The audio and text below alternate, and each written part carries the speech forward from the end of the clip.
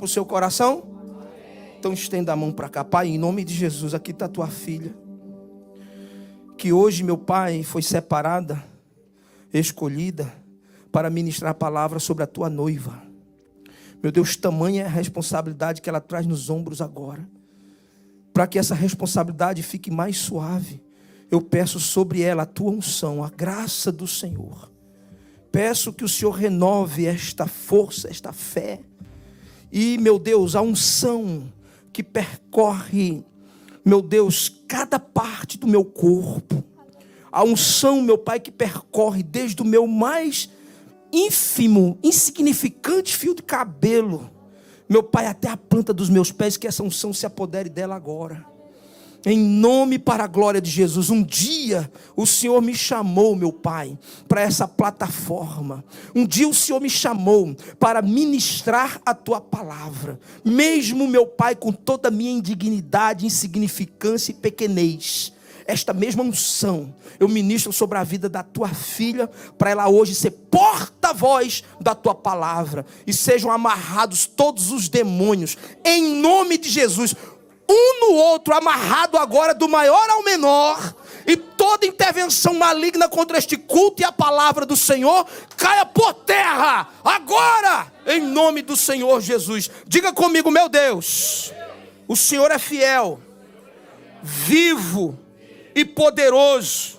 Usa a tua serva para falar comigo hoje, não o que eu quero ouvir, mas o que eu preciso ouvir. Diga aí, Ionara, nós te abençoamos em nome de Jesus. Diga amém. Dê um aplauso ao Senhor.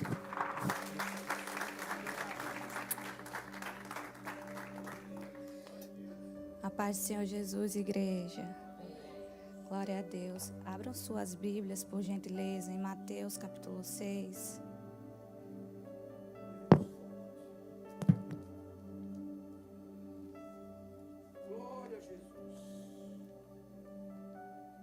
Enquanto vocês abrem, eu quero agradecer ao meu amigo Jesus por essa oportunidade.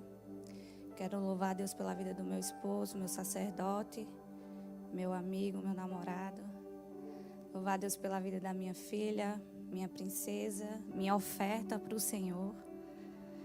Louvar a Deus pela vida dos meus pastores, Roberta, Arlindo, dos meus amigos, Sirlene, Robson, Andressa e os demais da casa, amém? Diz assim: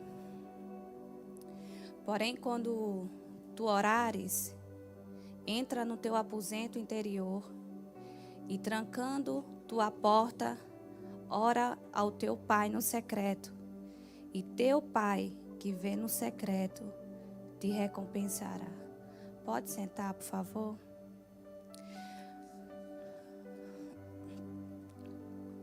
Se os irmãos puderem, permaneçam com as suas Bíblias abertas. Nós vamos caminhar mais um pouco na palavra. Pastor, enquanto eu me preparava esses dias, o Senhor falava comigo para que o Senhor continue ensinando. Ainda que algumas pessoas não queiram aprender. Mas que o Senhor continue ensinando e que Roberta continue lhe instruindo, ajudando, auxiliando.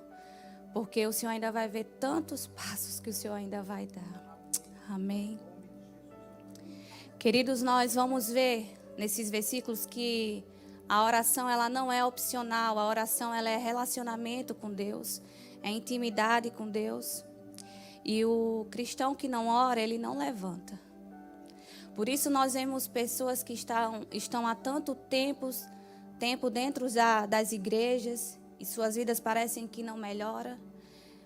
Geralmente essas pessoas elas não têm uma vida de relacionamento com Deus, ou elas estão orando, mas orando de forma errada. E ao contrário do que muitos pensam, orar não é sacrifício, orar não é pagar preço. A gente escuta muito isso. Eu já vi pessoas até me mostrar a cor dos joelhos, para eu ver que a pessoa ora muito. E orar não é isso. E quando eu estava meditando esses dias sobre essa palavra, essa mensagem foi uma das mais difíceis de eu trazer, porque Deus foi me dando assim de pedaço, e eu tive que esperar o tempo dele. E quando eu meditava, o Senhor falava comigo que aqueles que verdadeiramente o amam, aqueles que verdadeiramente desejam eles, não vê a oração nem a leitura da palavra como um sacrifício. Ao contrário, vê isso como algo prazeroso. Engraçado é que começou a acontecer algumas coisas dentro da minha casa. Na semana que o pastor me mandou mensagem para estar aqui. E como pregou o irmão Gustavo no sábado do culto de jovens, falando que todas as vezes que algo estranho começa a acontecer, aí é que nós temos que abrir mesmo a nossa visão espiritual. E eu comecei a pedir a Deus para abrir a minha visão, e Deus começou a me mostrar, e eu vi que aquilo ali não era normal, era o diabo de alguma forma tentando me retalhar. Mas a resposta que Deus me deu foi: fala para ele quem tu és. E eu fiquei: mas como assim, Senhor? Ele falou: é porque ele está acostumado com pessoas que sobem no altar, ou pessoas que esperam ter oportunidade para ter uma vida comigo, para ter uma vida de consagração, uma vida de busca. E ele está achando que é do mesmo jeito com você. Então fala para ele quem você é, que você não precisa de oportunidade. Irmãos, eu não preciso de oportunidade para buscar a face do meu Senhor. E o Senhor falava isso comigo. E eu não sei por que razão, por qual você está aqui nessa noite. Talvez você esteja para cumprir um schedule. Talvez você esteja porque verdadeiramente você deseja reposicionar a sua vida de oração. Mas talvez você queira reposicionar a sua vida de oração porque, quem sabe, você está esperando que Deus faça você prosperar financeiramente. Quem sabe você quer reposicionar a sua vida de oração porque você olha a unção na vida da outra pessoa e você quer que Deus te dê aquela unção. Talvez você esteja aqui desejando reposicionar a sua vida de oração porque você quer alguma coisa de Deus. Coisas que eu falo da terra. E eu não sei por qual razão você está aqui, mas eu posso te dizer por qual razão você deve estar. Você deve estar aqui buscando uma vida de oração reposicionada por causa da presença.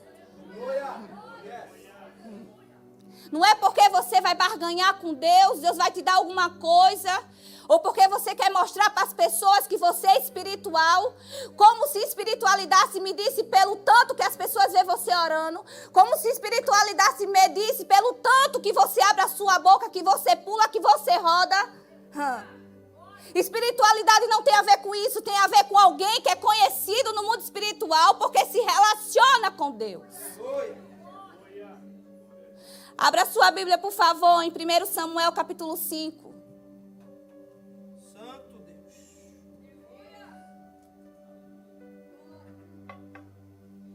1 Samuel capítulo 5, nós vamos ler o verso 1 e 2.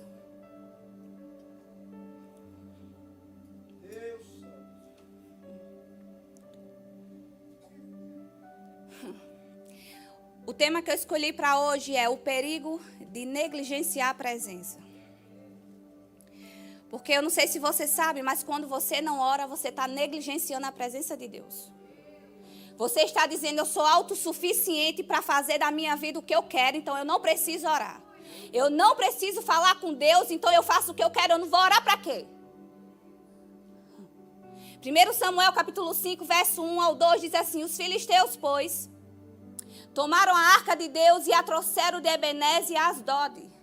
E tomaram os filisteus a arca de Deus e a colocaram na casa de Dagom. E o puseram junto a Dagom. Estamos falando aí do tempo do sacerdote Eli.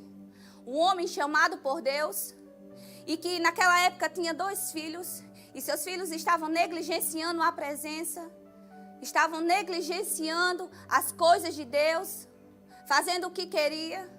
Aí a Bíblia diz que o sacerdote até vai chamar a atenção dos filhos dele, mas quando nós olhamos no original o texto, parece aqueles pais meio frouxos que não tem autoridade sobre os filhos.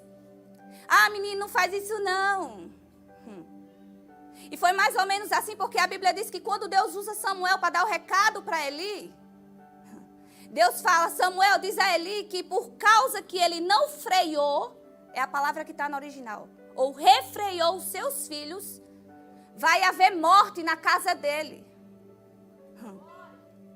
Sabe o que eu aprendo aqui?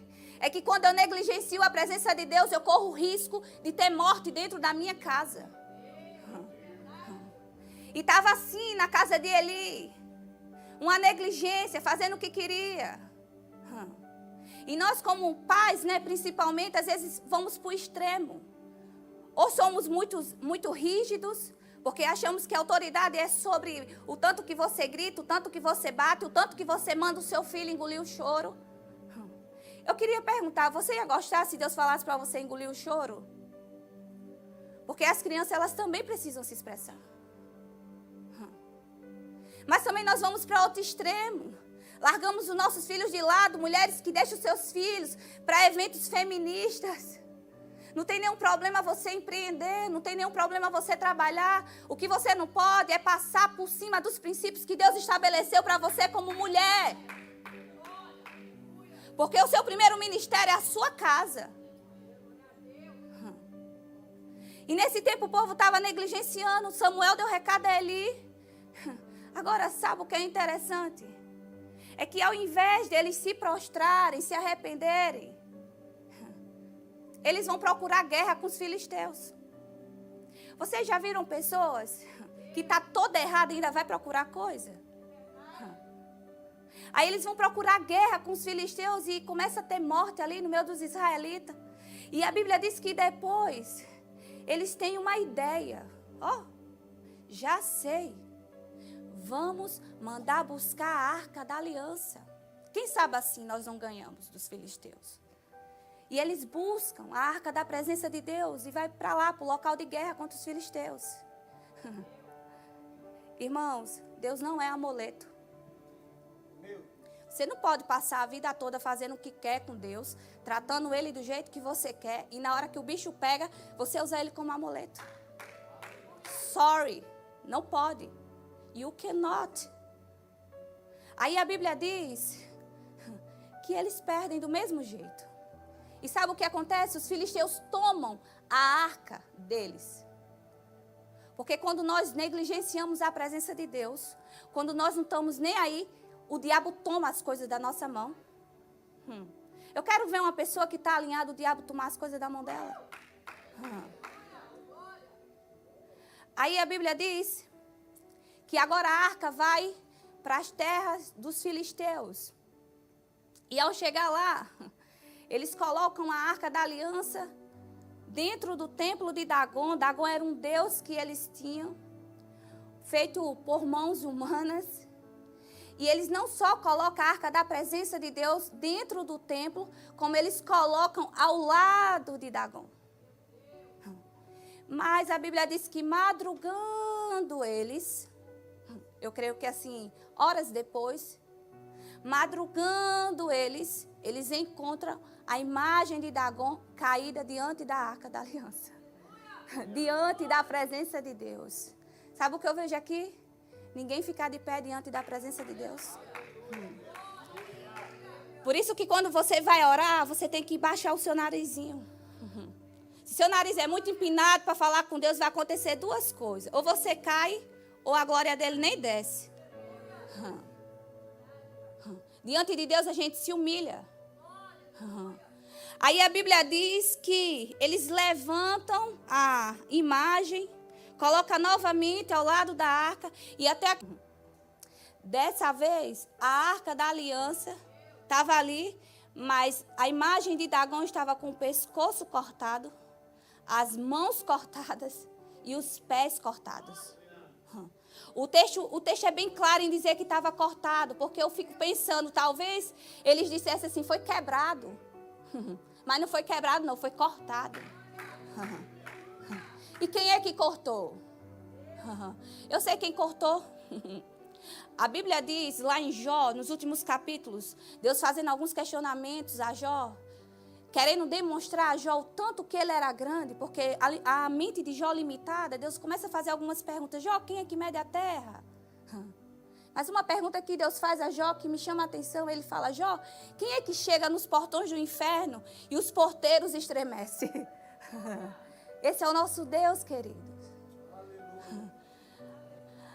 Aí eles percebem, uau, essa arca não pode ficar aqui.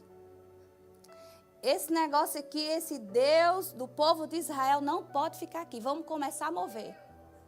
E eles começam a mover. E por onde eles moviam, no território dos filisteus, acontecia aflição, morte. Sabe por quê? Porque a arca não estava no lugar dela. Primeira coisa para você que quer reposicionar a sua vida de oração. Ponha Deus no lugar certo da sua vida. Você não pode colocar a presença de Deus em qualquer lugar. E o lugar da presença de Deus é o lugar da prioridade. E o que me chama a atenção é que até um povo que não tinha o nosso Deus como o Deus deles, reconhece que aquele não era o lugar da presença. Às vezes os filhos não reconhecem e tratam a Deus com negligência. Eu estou falando ainda de oração. Aí, finalmente, depois de muita coisa ter acontecido, eles decidem devolver a arca. Agora é o seguinte, houve alguns trajetos até a arca chegar lá em Jerusalém, mas eu quero pular para quando a arca chega na casa de Abinadab. Quando chega na casa de Abinadab, nesse tempo Davi já era rei. E a Bíblia diz que Davi fica sabendo que a arca está lá e ele acha bom trazer a arca para Jerusalém novamente. Só que Davi vai tomar conselho. E eu gosto de Davi porque ele era desse tipo que de vez em quando, não sempre, mas na maioria das vezes ele tomava conselho antes de agir. E nós precisamos aprender isso, queridos. A antes de agir, tomar conselho com Deus.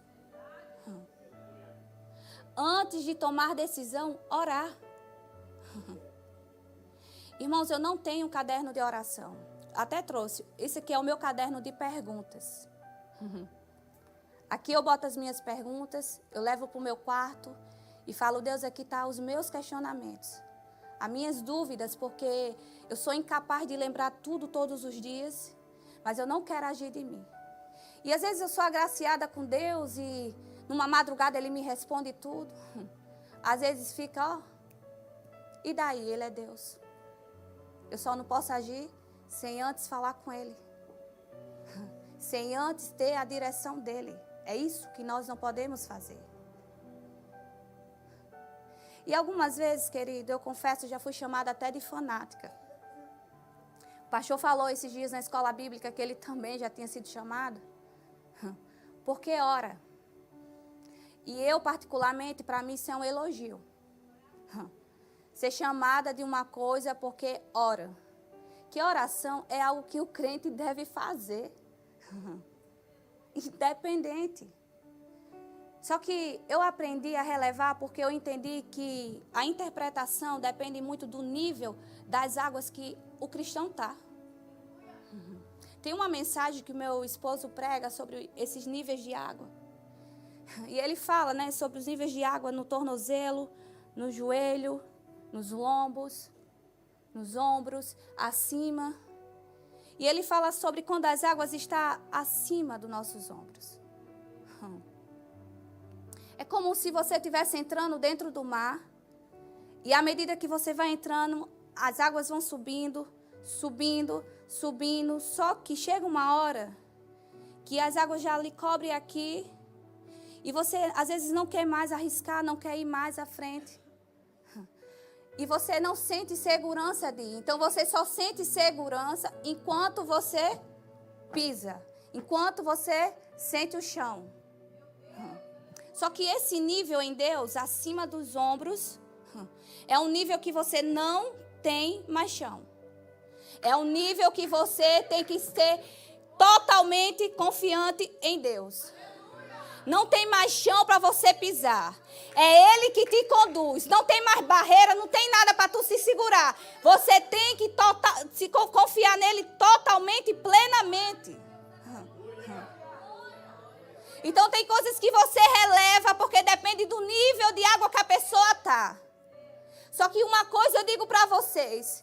Quando você vai para esse nível que cobre os seus ombros, que você até para respirar precisa do Senhor, é nesse nível que você vive experiências com Deus que você jamais imaginou. Eu poderia passar horas falando de experiências que eu já tive. Por causa de uma vida de oração, de relacionamento com Deus. E não para aparecer, queridos. Deus sabe disso. Eu amo a presença do Senhor. Para mim é um privilégio estar na presença dEle. O início desse ano eu peguei uma enfermidade e fiquei quase 10 dias. Até conversei com o diácono Fabiano sobre isso. E foi os dias mais difíceis para eu orar. Mas eu ia. E eu falava, Deus, eu estou aqui. Sentindo dor. Não tem uma palavra aqui que eu consiga te falar, Senhor, mas eu estou aqui. Porque a minha mente já entendeu que eu não posso ficar um dia sem passar nesse lugar. Não é sobre emoção. Porque a fé, nós aprendemos, quando nós estudamos teologia, uma das primeiras coisas que nós aprendemos é que a fé não é antagônica da razão. É sobre você ter uma fé racional. Você saber que você não pode ficar um dia sem a presença dEle. Tá chovendo, eu vou. Tá fazendo sol, eu vou. Tô feliz, eu vou. Eu tô triste, eu vou. E esses dias foram muito difíceis e Deus calado. Calado. Mas quando completou já o último dia, quando eu já estava quase melhor, foi que Ele falou comigo. E Ele falou, filha, porque tu vieste na minha presença, mesmo enferma, pede o que tu queres. Eu falei, eu não tenho nem o que pedir, só a tua presença já é o suficiente. Então é quando você chega nesse nível, que você já não age mais de você, que as águas já lhe cobrem, que você já não tem mais nem o que fazer, a não ser esperar e confiar no Senhor. Aí sim você vive experiências com o Senhor. Só que isso vai precisar de oração, de uma vida de relacionamento com Ele. E nós que queremos ter uma vida reposicionada de oração, nós devemos entender uma coisa. Precisamos entrar na presença de Deus e orar por nós mesmos. Ore por você. Deus falava comigo que tem pessoas que até passam horas na presença dEle, mas não ora o que Ele quer ouvir. Comece a orar o que Deus quer ouvir. Existem modelos na Bíblia de oração. Jesus deixou um modelo. Você entra na presença de Deus, você adora, você se humilha, você pede perdão. Você pode pedir também, mas aprenda a orar por si. Uma vida de oração, queridos, traz libertação. Hoje, graças a Deus, o Senhor já me deu muita coisa, assim, conhecimento, trouxe que tudo é dele. Mas eu lembro de uma época que eu não sabia nem ler a Bíblia direito. Como foi que eu fui liberta de algumas coisas? A intimidade com Deus faz você ser liberta de muitas coisas. Faz, como o pastor falou aqui, chaves virarem, portas se abrirem. Só que às vezes a gente entra na presença de Deus e está falando sempre as mesmas coisas. Queria perguntar, você acha que Deus é surdo? Você gostaria de ficar conversando com a pessoa que fala toda hora a mesma coisa? O que é que você tem de novo para falar com Deus? Só tem a mesma coisa? Parece até reza. E reza para Deus é idolatria. Nós precisamos aprender a orar, mas precisamos nos entregar e falar a verdade para Deus. É uma vida de oração que nós somos libertos de coisas que não provêm do Senhor. Eu vou te dar um exemplo. A inveja. Sabe por que algumas irmãs sentem inveja do ministério da outra, da unção da outra, não sei o quê. Não está orando o que Deus quer ouvir. Entra no teu quarto e fala, Deus, é verdade. Eu olho para fulano, eu sinto isso, Deus. Mas olha, Deus, eu quero que o Senhor hoje me liberte disso. porque eu sei que não provém de ti. Senhor, me rasga. Senhor, abençoa a vida daquela pessoa. Eu quero ver se Deus não vai arrancar de dentro do teu coração esse tipo de sentimento.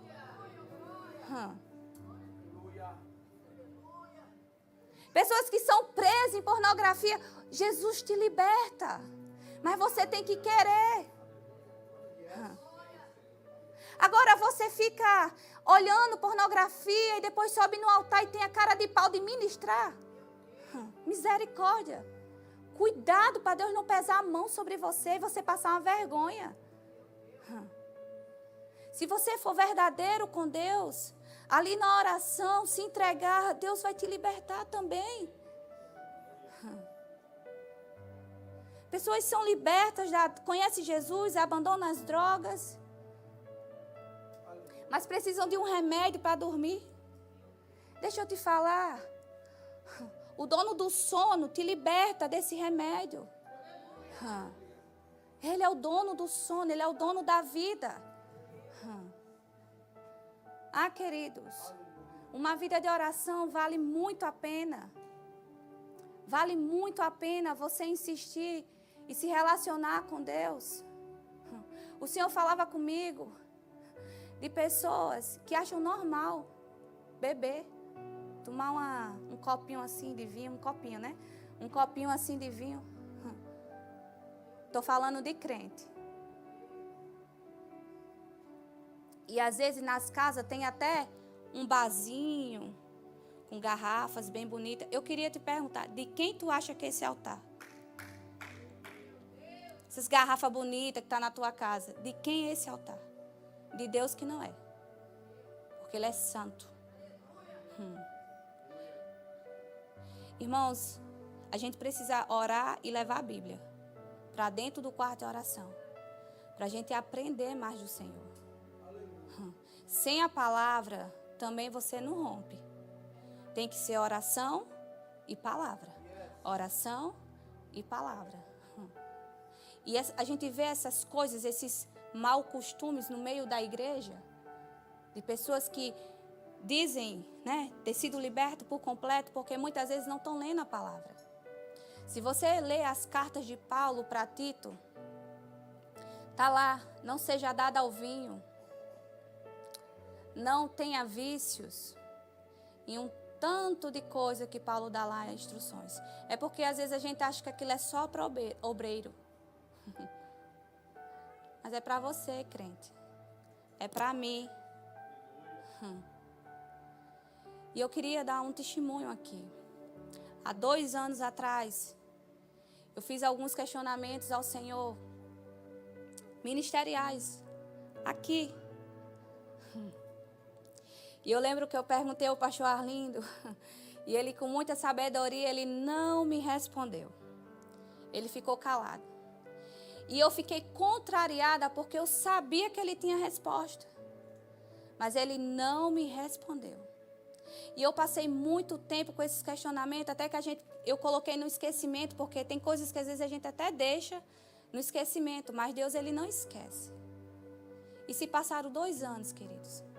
E um dia trancado no meu quarto, orando, e eu abri essas cartas de Paulo a Tito. É pequenininho, depois os irmãos leem. É muito edificante. E lá estavam as minhas respostas. E eu comecei a chorar, e eu falei, Deus, eu estou constrangida. E o Senhor falou assim comigo, sabe por que o meu servo não falou nada para você? Porque se ele falasse para você a resposta que você queria, você ia se afastar da minha presença. Eu falei, Jesus, obrigada, porque o Senhor não deixou o pastor falar para mim isso. E ele falou, mas agora eu vou te dar na minha palavra, porque eu estava com a Bíblia aberta. Ele falou, minha filha, você não estava pronta. É tão perigoso a gente querer as coisas quando não estamos prontos. Tem um tempo de estarmos prontos. Tem um tempo de Deus trazer respostas para nós. E eu louvo a Deus que naquela época Ele realmente não deixou o pastor falar. Eu não estava pronta. Porque quando eu olhei no meu espelho, que é a palavra, ali eu falei, Jesus, eu não estava pronta. Agora eu entendo. Tem respostas que Deus não vai te dar agora. Talvez porque você não esteja pronta. E você precisa esperar. Aí você vai parar de orar por causa disso? Você vai parar de procurar a Deus por causa disso? Eu não parei, irmãos. Eu lembro que eu cheguei na sala, eu já tinha chorado e falei para o meu esposo, moço, sabe aqueles questionamentos? Hoje Deus me respondeu. Ele olhou assim, falei, deixa eu ler. E eu comecei a ler as cartas. E ele falou, não estávamos prontos. Tenho tempo. Sabe, quando Paulo vai instruir Timóteo sobre o que ele tem aprendido de Paulo, de si mesmo, ele fala, olha Timóteo, cuidado com quem você vai passar o que eu te ensinei. Vê se a pessoa, tipo assim, com as minhas palavras para você entender, ela consegue compreender. Porque tem coisas que o neófito, o novo na fé, não pode ficar sabendo. Infelizmente. Ele está começando, está no leite ainda. E é sempre essa tecla que Paulo vai batendo. Ali instruindo os obreiros, as pessoas que estão à frente da obra. Cuidado, porque tem pessoas no leite. Porque nós precisamos buscar crescimento no Senhor dia após dia. Amadurecimento, isso você não consegue só vindo nos cultos. Você só vai conseguir tendo um relacionamento com Deus. Vida de oração, vida de leitura da palavra. É assim que você vai conseguir amadurecer e crescer. Irmãos, não teve um dia que eu entrei no meu quarto para orar e eu saí de lá vazia. Porque a palavra de Deus sempre tem algo para nos encher, para nos direcionar. Nunca sai pior, sempre sai melhor. Então nós precisamos entender isso. Levar a Bíblia para orar. Quando você for orar, leve a palavra de Deus. Não esqueça, é fundamental. E como a gente muitas vezes não lemos, às vezes nós estamos na casa do Senhor servindo, ofendidos. O Senhor falava comigo também, irmãos, foi uma mensagem difícil, porque Deus me deu assim, ó, de pedaço. Eu já estava agoniada, querendo estudar e não podia. Mas o Senhor falava comigo de pessoas que entram aqui, servem, mas estão ofendidos, ofendidas. Deixa eu te falar, se você não pedir para Deus tirar essa ofensa, você não vai fluir na presença de Deus o tanto que Ele gostaria que você fluísse. É preciso liberar. E isso vem através de uma confissão diante da presença de Deus. Reconhecimento, Deus, eu estou ofendido mesmo com a igreja, com fulano, ciclano, mas tira isso de mim, Senhor, porque isso não provém de Ti. Queridos, a igreja é corpo de Cristo. Eu já tive uma mente da igreja assim diferente, mas quando eu entendi, quando você lê o Novo Testamento, isso começa a entrar na sua cabeça. A igreja é corpo, é corpo, é corpo. Você para de mentalidade egoísta. Você começa a olhar numa visão central, numa visão geral. Eu sou corpo, minha irmã é corpo, Fabiana é corpo, o Vitor é corpo, é corpo.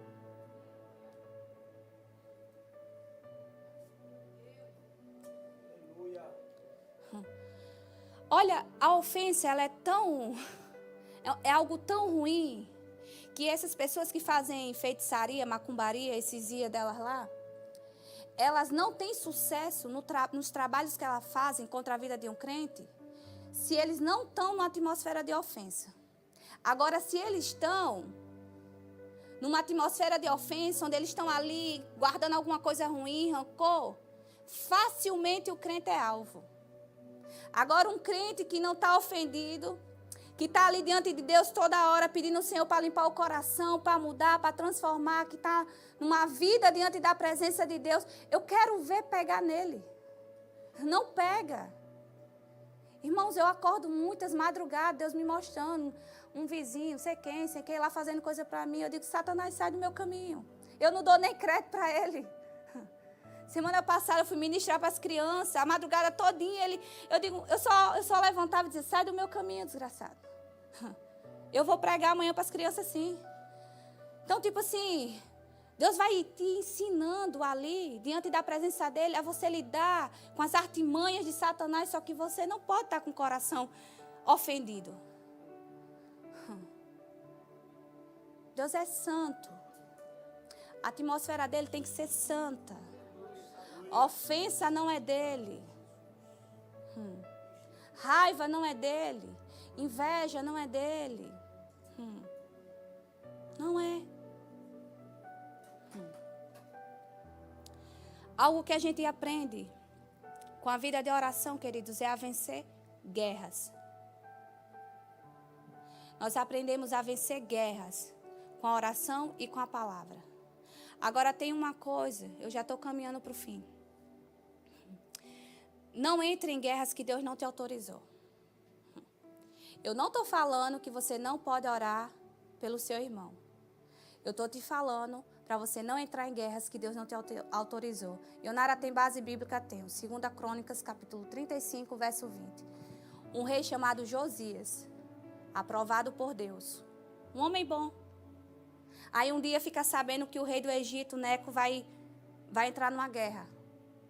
Aí o rei do Egito fala para ele, o que tenho eu contigo, Josias? A minha guerra não é contigo, vai embora. O teu Deus não mandou eu guerrear contra tu. Vai, pega as tuas coisas, fica na tua. Sabe o que Josias faz? Ele vai se armar, vai para uma guerra que não era dele. E ele morre. Se Deus não te autorizou, não põe tua mão. Pergunta a ele. Pergunta, Deus, eu posso? Deus, eu faço? Mas a gente ora assim e não faz esses questionamentos a Deus. E aí arruma cada problema para dentro de casa, que é o primeiro lugar que o diabo vai tentar te retalhar. Então, a partir de hoje, pergunta as coisas a Deus. Ore. Seja sincero com Ele.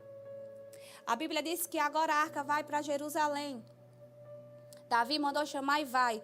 Só que Davi ele tinha consultado aos homens. Ele não tinha consultado a Deus. E ele faz com que a arca vá para Jerusalém em um carro de boi. Meu Deus. Queridos, deixa eu falar uma coisa para você. Existe um modelo. E o modelo está em Jesus. O modelo, quem dá é Deus. Davi era ungido, era rei, separado, um bom rei. Na minha opinião, um bom rei. Só que a unção que estava sobre a vida de Davi não dava liberdade para ele decidir as coisas sem consultar a Deus. A unção que Deus colocou na tua vida não te dá liberdade nem autonomia de você fazer algo sem perguntar a Ele. No meu ponto de vista, aí é que você tem que perguntar mesmo. Para a sua unção não ficar corrompida. Aí a Bíblia diz que ele vai lá e está todo animadinho, levando a arca no carro de boi. E na frente dos carros, os filhos de Abinadab iam guiando a arca, até que os bois tropeçam. E um dos filhos de Abinadab vai tocar na arca, e na hora que toca, puf, morre. Porque não é porque você deseja carregar a presença de Deus, você vai fazer de todo jeito. Com Deus não funciona jeitinho. Existe um modelo. E quando eu falo que existe um modelo, literalmente, porque a Bíblia diz lá em Levítico, que Deus havia dado um modelo para Moisés. E o modelo é que a arca deveria ser carregada nos ombros. O que me fala de renúncia. Não é no conforto que eu carrego a presença. Tem renúncia. Aí a Bíblia diz que Davi fica assustado quando vê aquele homem duro lá no chão, morto. E eu penso comigo que Davi ficou assim, mas Deus, eu tinha tanta coisa boa, meu coração estava cheio de boa intenção. Só que boa intenção para Deus não vale. O que vale para Deus é obediência. Se Davi tivesse consultado, aí poderia ter dado certo. Mas ele fez do jeito dele. E ele fica ali mal, mas depois Davi se toca. Uau, eu não fiz no modelo de Deus. Eu inventei um novo jeito. Ou eu copiei um novo jeito e levar à presença. Aí a Bíblia diz lá em 1 Crônicas, capítulo 13, verso 12. E aquele dia, temeu Davi a Deus, dizendo, como trarei a mim a arca de Deus? Agora sim, Davi está perguntando a Deus, como que eu faço para ter a tua presença? Como que eu me reposiciono verdadeiramente numa vida de oração? Perguntando a quem tinha as respostas. Fique de pé, eu já vou terminar, por favor.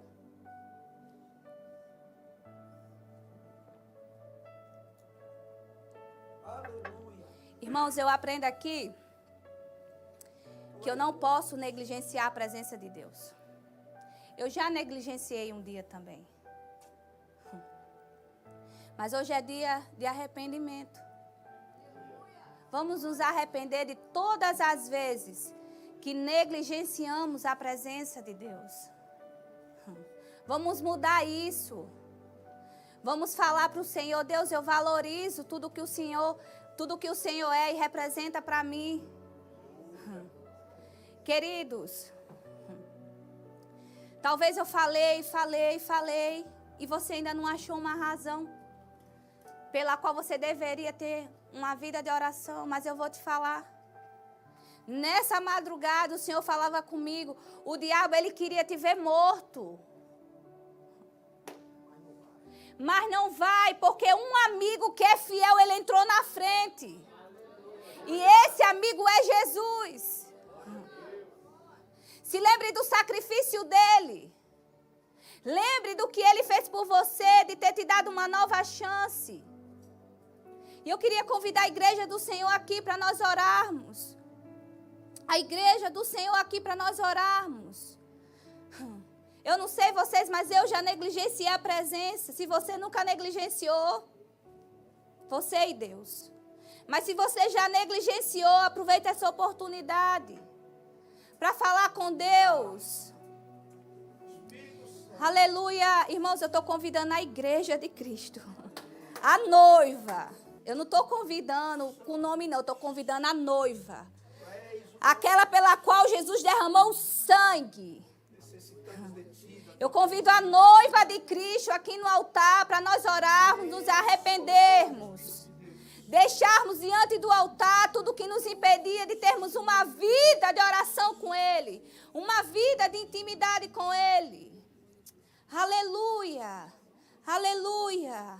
Fale com Deus aí. Aleluia, Pai. Nós queremos te adorar.